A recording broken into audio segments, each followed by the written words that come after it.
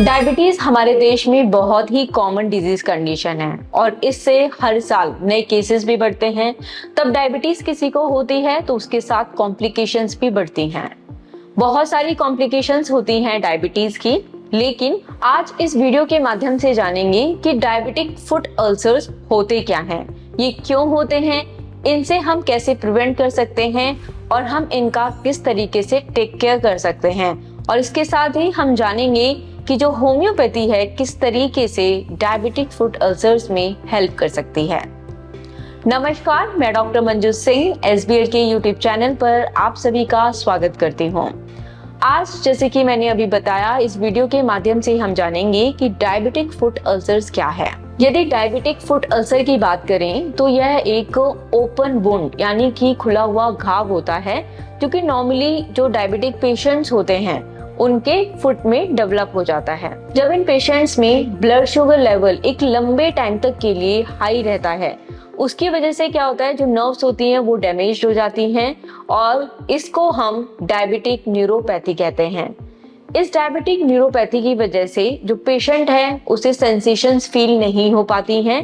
मान लीजिए यदि किसी को कोई चोट लग गई है, हल्का फुल्का कोई कट लग गया है, तो उसको वो महसूस नहीं हो पाता, जिसकी वजह से जो ट्रीटमेंट होती है वो ऑन टाइम नहीं हो पाती है और जो कट हुआ था वो एक डीप अल्सर में फॉर्म हो जाता है। अगर आप सिवियर केसेस की बात करेंगे तो ये जो डीप अल्सर्स होते हैं वो इन्फेक्शियस हो जाते हैं, यानी कि जो इन्फेक्शन है वो बॉडी के दूसरे पार्ट्स में भी डेवलप होना स्टार्ट हो जाता है।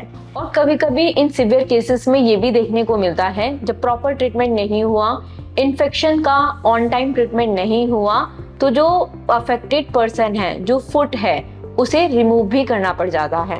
डायबिटिक फुट अल्सर के यदि हम कॉजेस की बात करें तो जो सबसे पहला कॉज है वो है कि जो हमारे फुट और लेग्स होते हैं उनमें प्रॉपर ब्लड सर्कुलेशन नहीं हो पाता है। इसके साथ ही जो हमारे फुट और लेग हैं उनमें प्रॉपर पेशेंट सेंसेशन फील नहीं कर पाता है, जिसकी वजह से यदि कोई कट हुआ है या फिर जो इन्फेक्शन है वो ऑन टाइम हील नहीं हो पाता है। जो हमारे पैरों में प्रेशर पॉइंट्स होते हैं वहां पर डिफॉर्मिटी हो जाती है। यदि किसी पेशेंट का ब्लड शुगर लेवल पे कंट्रोल नहीं है, यानी कि पुअर कंट्रोल है, तो उसकी वजह से भी डायबिटिक फुट अल्सर्स हो जाते हैं। सबसे इम्पोर्टेंट पार्ट, यदि आपका हाई ब्लड शुगर लेवल्स हैं और एक लंबे टाइम से हैं, तो उनका ट्रीटमेंट कराना बहुत इंपॉर्टेंट है। यदि आप उनका टाइम से ट्रीटमेंट नहीं करा रहे हैं तो इसकी वजह से क्या होगा, यदि कोई अल्सर है तो उसमें जो हीलिंग प्रोसेस है वो डिले होगा और जिसकी वजह से जो कॉम्प्लिकेशंस हैं और सिवियर कंडीशन में पहुंच सकती हैं। डायबिटिक फुट अल्सर्स के यदि हम सिम्टम्स की बात करें तो इसमें इंपॉर्टेंट है कि हमें अपनी पूरी बॉडी पर ध्यान देने की जरूरत है यदि आप डायबिटिक हैं। कैसे?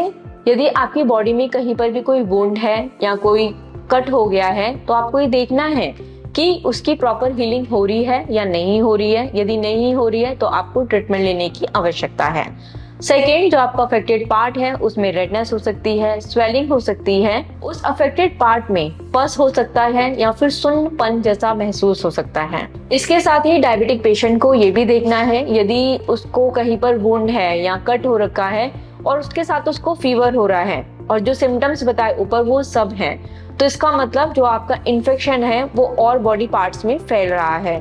तो आपको इन सिम्टम्स को ध्यान में रखते हुए ऑन टाइम ट्रीटमेंट लेने की आवश्यकता है। अब हम जानते हैं कि यदि किसी को डायबिटिक है तो उसे अपने पैरों का ख्याल कैसे रखना चाहिए। सबसे पहले जब आप मॉर्निंग में उठ रहे हैं तो अपने पैरों को चेक जरूर करें कि कहीं कोई कट तो नहीं है, कहीं कोई वुंड तो नहीं है, क्योंकि हमारे पैरों में जो सेंसेशंस होती हैं नॉर्मली वो कम होने लगती हैं। सेकेंड, आप अपने पैरों को अच्छे से वॉश करें और उन्हें ड्राई करें। थर्ड, अपने पैरों पर मॉइस्चराइजर अवश्य लगाएं, लेकिन जो हमारे टोज होते हैं उनके बीच में लगाने से अवॉइड करें।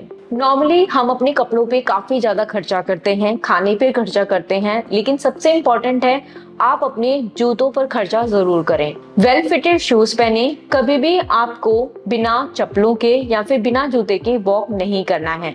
यदि आपका ब्लड शुगर लेवल काफी हाई है और लंबे टाइम से है तो उसे कंट्रोल करने की कोशिश करें। यदि आपको ऐसा लगता है कि कुछ चीजें आपकी बॉडी में ठीक से काम नहीं कर रही हैं, आपको किसी भी चीज से रिलेटेड डाउट है, तो अपनी नजदीकी डॉक्टर से अवश्य मिलें। बहुत बार पेशेंट्स पूछते हैं कि क्या होम्योपैथी डायबिटिक फुट अल्सर्स में हेल्प करती है या नहीं करती है।